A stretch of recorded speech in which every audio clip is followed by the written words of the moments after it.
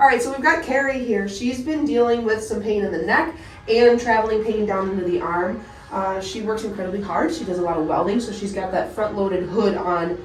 How many hours a day do you think? 10 hours a day. 10 hours a day. I've made sure to tell her not to do the fancy little whoop and flip it down move.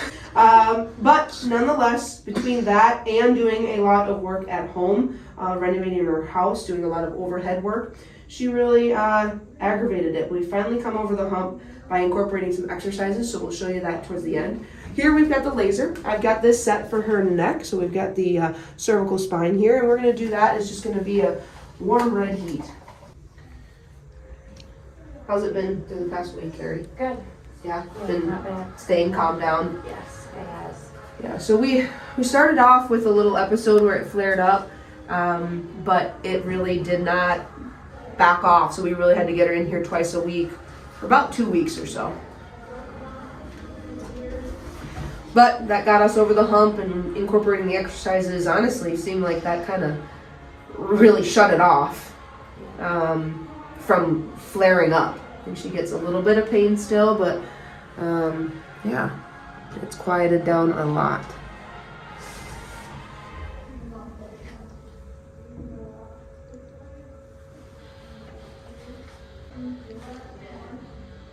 So the laser helps to speed up the body's healing process, increases blood flow, increases the cell turnover and that healing repair.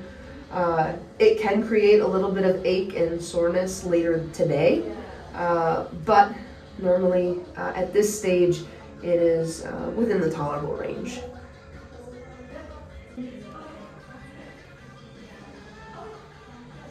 After using the laser, because of the way it promotes that blood flow and increased cell activity, we have patients avoid, if they're not prescribed, any anti-inflammatories for 24 hours and no ice here in this area, because both of those things are turning down the inflammation. And right now we're trying to boost it because inflammation is how the body responds to an injury and how it heals.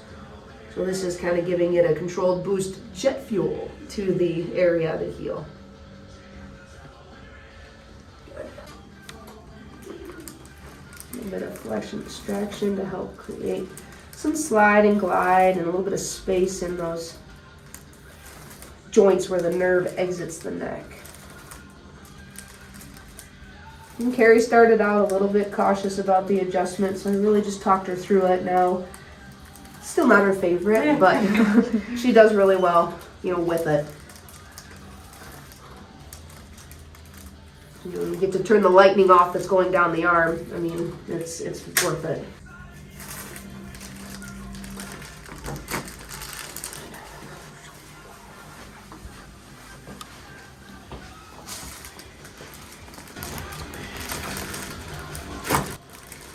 All right, let's go onto your back for me. Lift this up just a tiny bit. There we go. So what I'm going to do to start is just a little bit of active release technique here on the back side of the neck. When the muscles get told to tighten down because of the pain, it starts to create a decreased amount of blood flow. So we got to stretch those muscles and increase blood flow back to them, let them turn on and turn off, rather than just staying in a tightened position.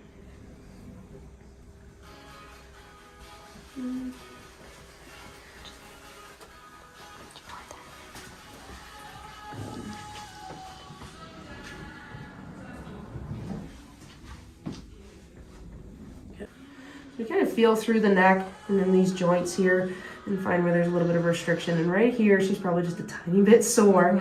And I can feel that it's just a tiny bit fuller. So I do a little bit of a push right in that spot.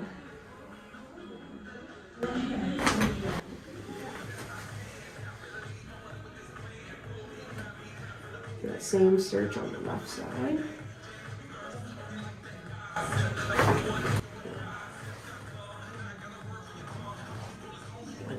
Alright. Alright, breathing in. And all the way out. Oh, squish. One more, breathing in. And out.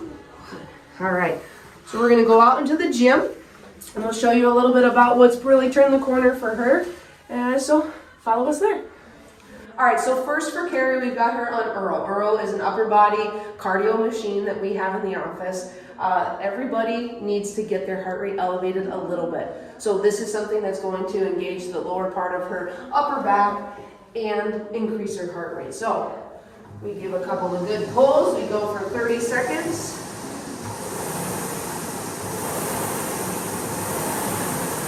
And again, this elevates her heart rate to try to promote some cardiovascular health. From here, we're going to go over to a kneeling landmine. In this position, she's going to have the weight at her shoulder, and this is going to simulate pressing overhead. But we're starting her pressing a little bit out in front so that we change the load and it's not totally taxing here to her neck. So as we're building up her tolerance and capacity, this is an intermediate step to working on strengthening that overhead press. Because in order to really get out of care and graduate, we need to be able to overhead press whatever's reasonable in her life, and I would say it's going to be about 25 to 30 pounds overhead. It's what she needs to do in her day-to-day work.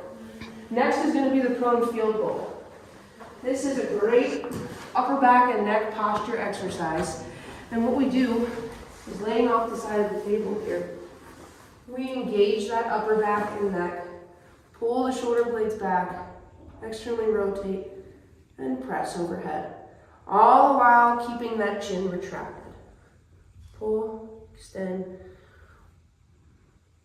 Field goal, kick is good. Good. Lastly, we go over to the face pull. Face pull is something that helps to target the back side of the neck and shoulders. Really looking at engaging those posture muscles so that she can have more strength holding that hood on for 10 hours a day.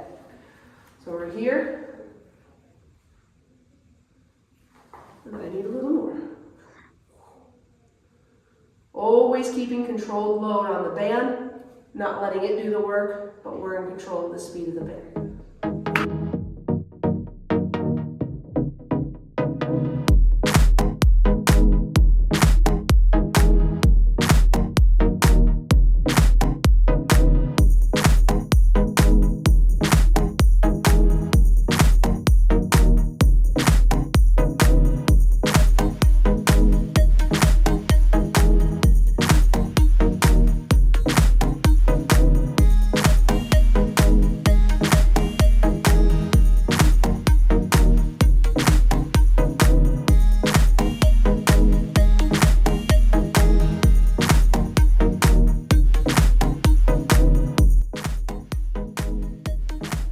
So if someone you know is dealing with some neck pain or pain that's traveling down the arm, this is what treatment can look like, but we very much individualize it to you. So give us a call, 989-686-6808.